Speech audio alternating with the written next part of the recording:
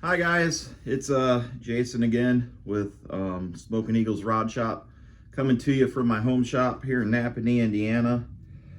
Hey guys, it's been a little bit since I've been out here. I made some really good progress on the car, and then I needed to take a break. There was a lot of stuff around the house that I hadn't gotten to caught up on since my hand got hurt. So I was kind of running around trying to get some stuff done on the house before fall. So I got most of that done. So now it's a little time to turn back to the ELCO. Something that I've been neglecting in the garage is just to get it clean. It's an absolute mess at the moment, and I'm not real happy about it.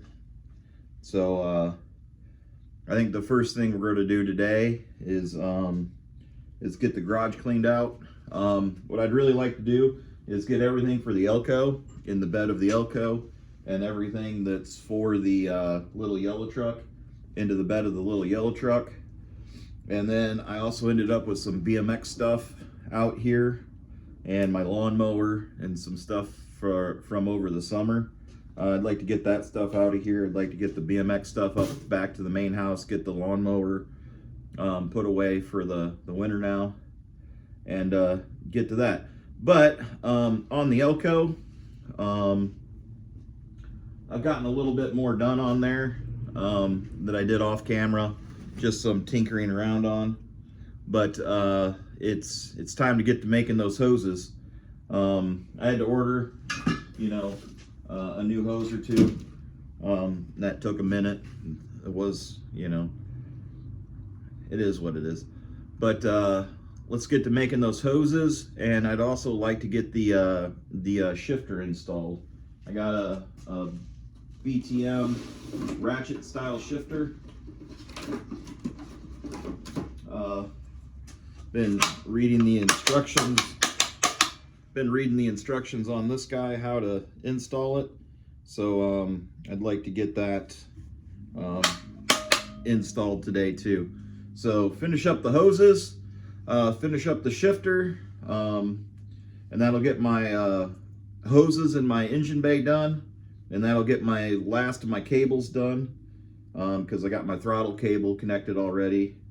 And then if I get my shifter cable connected, that'll take care of cables, and then I can move on to wires, because that's going to be about the last that needs to be done before this thing fires up. So let's get the shifter installed, and let's get some hoses made today. But first, let's get to cleaning, which means I'm gonna put you guys on time lapse. Cue the music. As you can see, it's just an absolute mess in here right now. My benches are completely covered. The bed of the truck is full of tools and stuff that doesn't belong to the truck. The car is kind of full of stuff as well, along with like up here and this entire bench, and more BMX stuff and more BMX stuff. So yeah, I definitely need to get to straighten stuff out and putting stuff away. I've gotten pretty bad at it, so I'm gonna put you guys up on time lapse, and you're gonna watch me run around.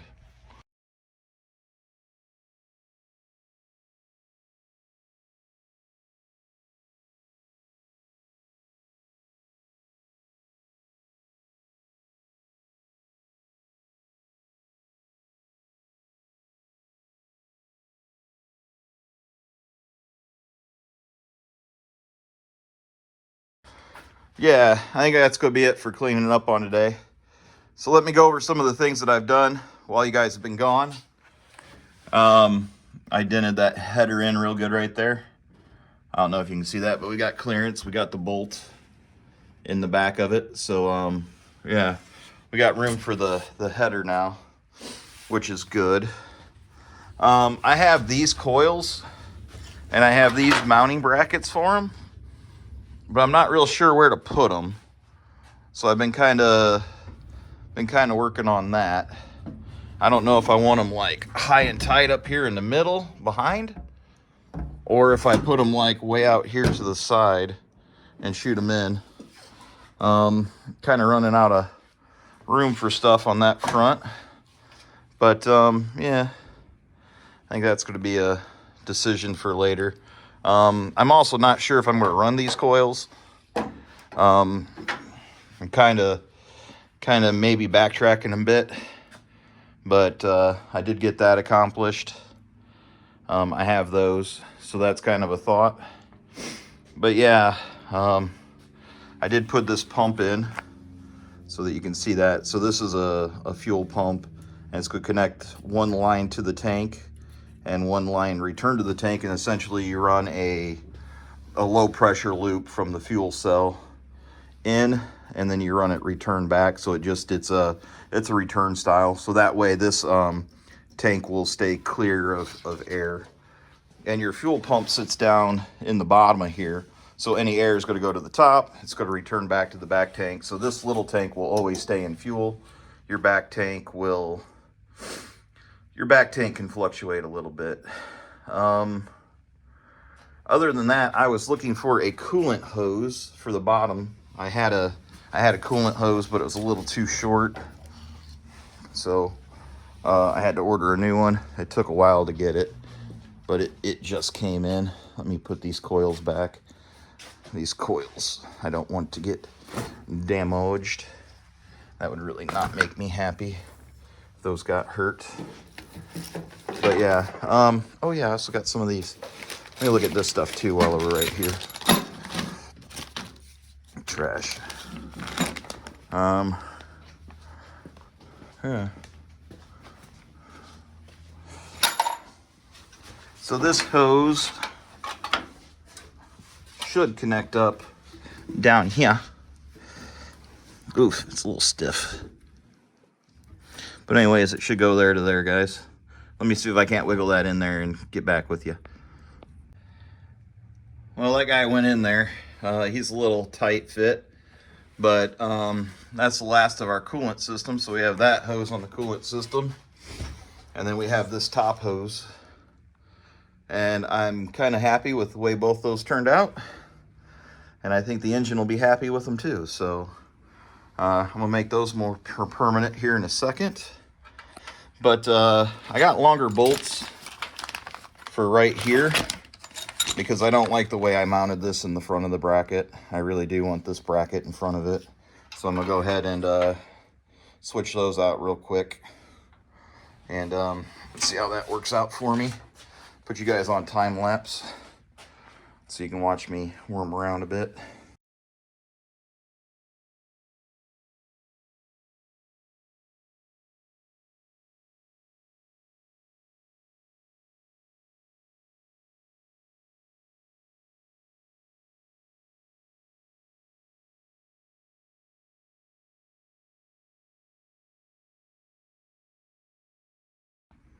So I don't know if you guys could see from there, but what I did was I moved this out until in front of here. I did have it behind here, so I just added more space to these bolts just to get that in there. It didn't really change any of the alignment or anything like that, but it's sitting out there just a little further so that it's maybe a little better supported. But hey, it still is what it is. I just think that's a better way of doing it. We got a lot of spacers there, and I added spacers there to really push that thing out there and get it. I don't know. It'll work, or it won't. We'll change it again. So I guess those are now my first two hoses of the coolant system. So let's get up here and do the rest of these steam ports and finish off the coolant system, and then we can jump over to the cooler for the transmission and the oil filter. Okay, let's get to doing those. Oh, and the power steering. We can do the power steerings today too. So let's get to making some hoses, guys. I don't know if I've ever explained to making hoses before, or how I do it at least. So let me get set up and I'll show you my my hose technique. Okay guys, this is how I make hoses. I kind of run my hose in there about where I need it, and then I'll mark that length, and then I'll go over to the bench and cut it off. But this stuff's kind of expensive. You end up with it all over the place, and it sucks when you mess it up and have to do it twice, especially when it's like the last hose you got to make, and the piece you just cut off is longer than what's left on the reel. So always leave yourself a little bit of room. Get yourself a good mark, say right there, and then just keep that in your hand. We'll go over to the bench. Okay guys, other things you can do to make a mark is just use a little piece of masking tape. I remask taped this. Get the right tools. Like, this is actually what they call for cutting hoses, and then this way you don't actually leave any burrs in it. You don't do anything crazy. It cuts it like a hot knife through butter.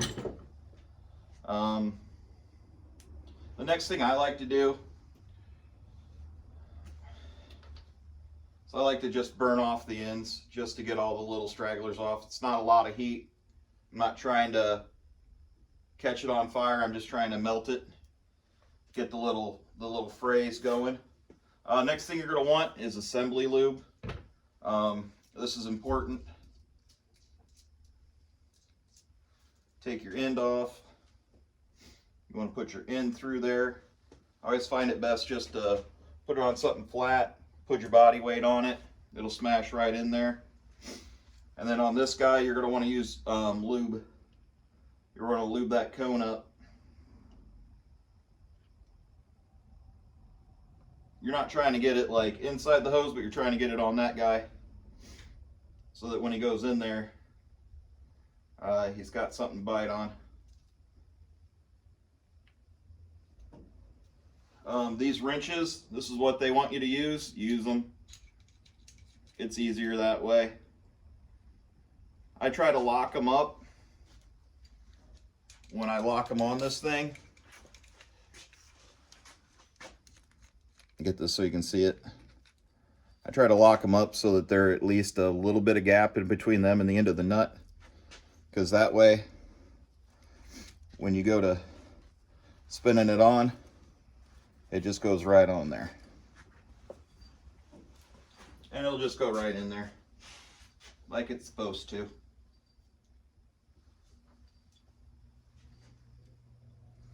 Easy peasy. Get the right tools, use the hose oil, don't kill it. On to the other end. Easy as it gets, boys. Again, pull this guy off, and if you frayed that end good, it won't get in the way, but it'll let you just push that down flat and just smash it with your body weight. Look at it, make sure there's nothing there. A little oil on this guy.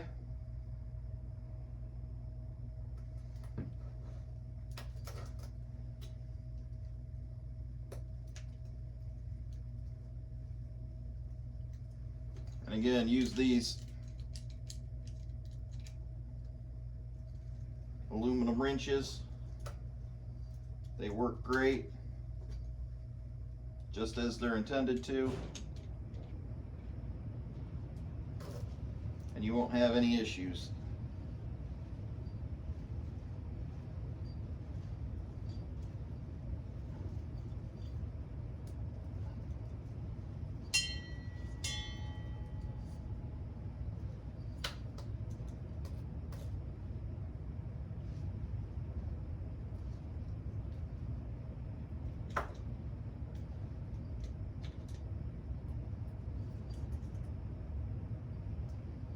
There we go. Wada bing, wada boom. One hose done. All nice and shiny. You can pressure test these. You can do a lot of things. I tend to blow them out with some air, compressed air, blow it out, and install. I'm gonna put you on time lapse and get the rest of these done, okay?